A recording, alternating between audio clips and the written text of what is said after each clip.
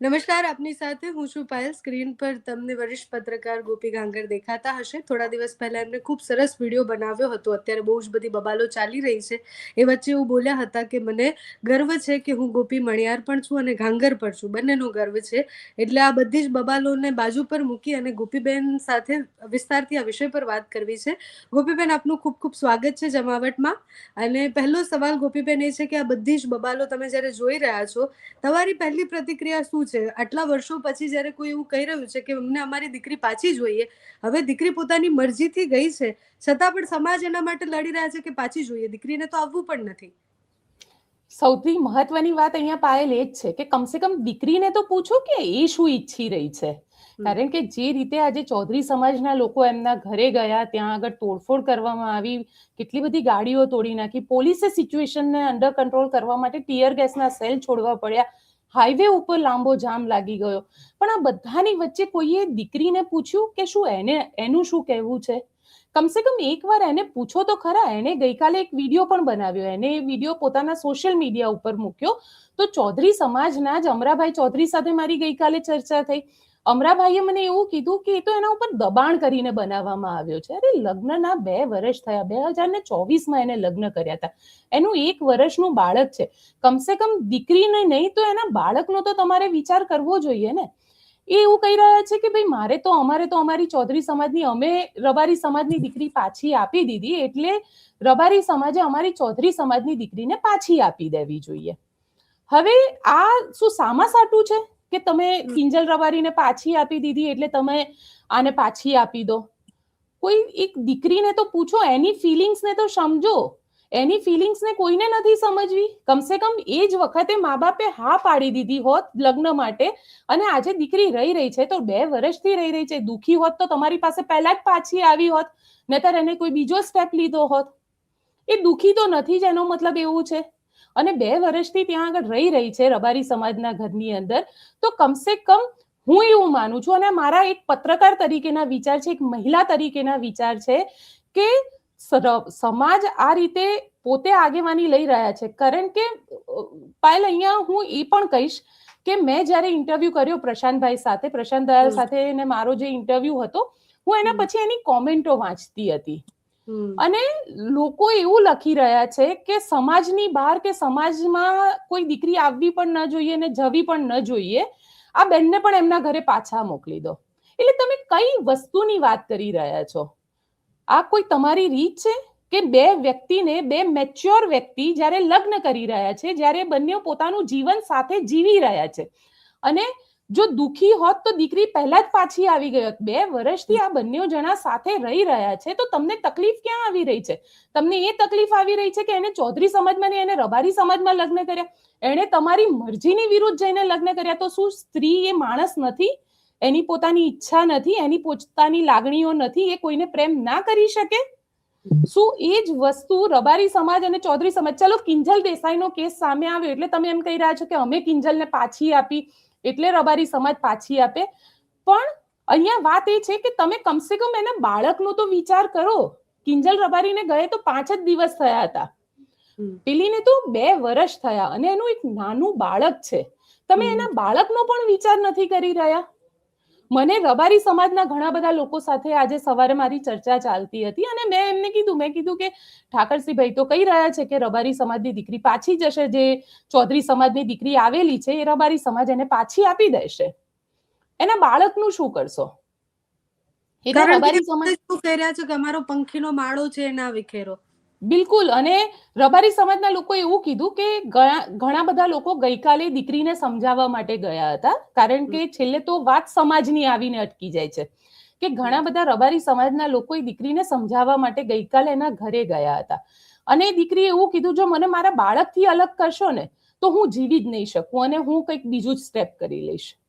એટલે શું તમે એ દીકરીને મરવા માટે તૈયાર છો, પણ તમે એ નથી ઈચ્છી રહ્યા કે ચૌધરી સમાજની દીકરી રબારી સમાજમાં શાંતિથી રહે?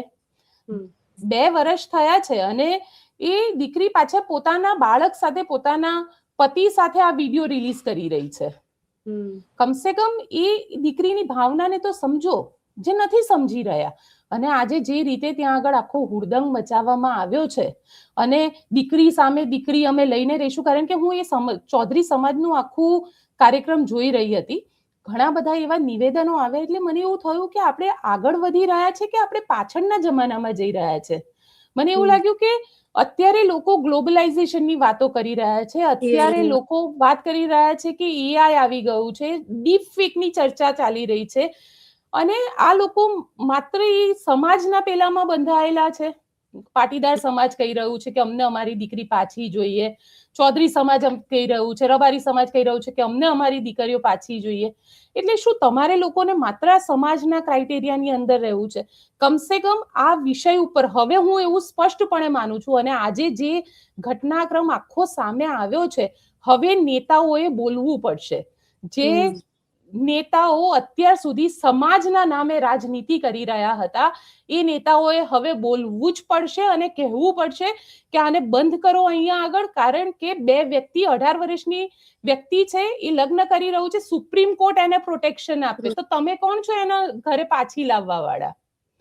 એટલે ક્યાંક ને ક્યાંક હવે નેતાઓ જો આમાં નહીં આવ્યા તો કદાચ આવનારા દિવસોનું આનું વધારે ખરાબ ચિત્ર આપણને જોવા મળી શકે. પાયલ, ગોપીબેન, આ જ્યારે ભીડ ભેગી થતી હોય એટલે આપણે દ્રશ્યો જે જોઈએ છે એમાં ભીડ ભેગી થઈ છે, રસ્તા રોકી રહ્યા છે, તોડફોડ કરી રહ્યા છે.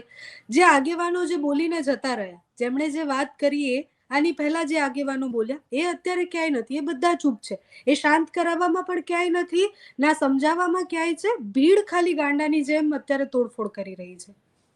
બિલકુલ પાયલ, કારણ કે જો આજે સવારે જ ઘણા બધા એવા વિડીયો સામે આવ્યા હતા જે ચૌધરી સમાજના યુવાનો એવું કહે છે કે અમે સમય આપવા માટે તૈયાર નથી, અમે એમની દીકરી પાછી આપી દીધી તો અમારે અમારી દીકરી પણ તરત ને તરત પાછી જોઈએ.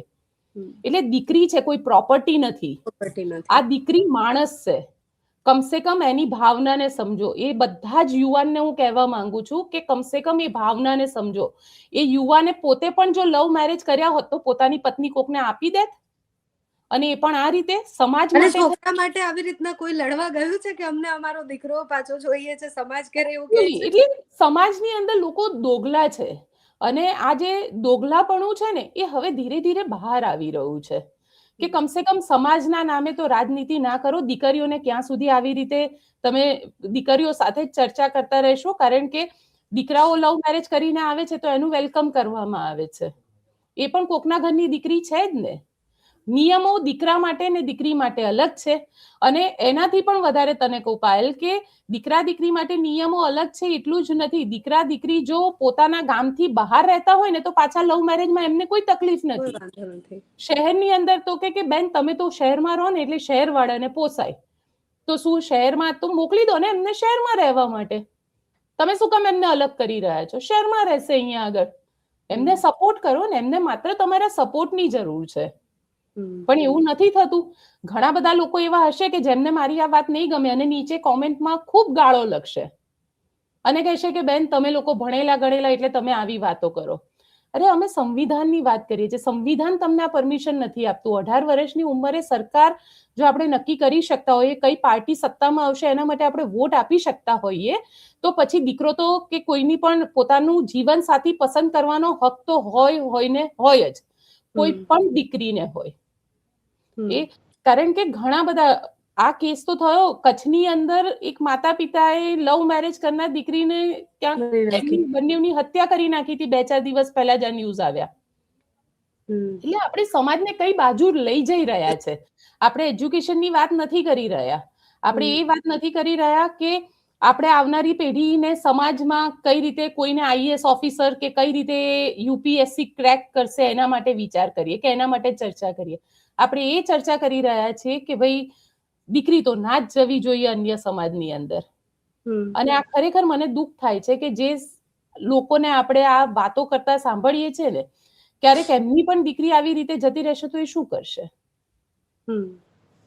ગોપીબેન, છેલ્લો સવાલ છે કે તમારા લગ્નને આટલા વર્ષ થયા, તમારે 2 બાળકો છે, તમને કોઈ અચાનકથી એમ કે હવે તમને લેવા માટે આખો સમાજ આવી જાય, તો આઈ નો કે શું ફિલિંગ હશે તમે વધારે જાણશો. પણ આ તો તમે વિચારો કે કેટલું લાંબુ ચાલે. જો બધા સમાજ આવી રીતના આવે કે આટલા જૂના લગ્ન છે પછી એમ કે હવે દીકરી પાછી લઈ જશું, તો આ તો ક્યારે પતવાનું જ નથી જો બધા સમાજો આવું કરતા રહેશે તો.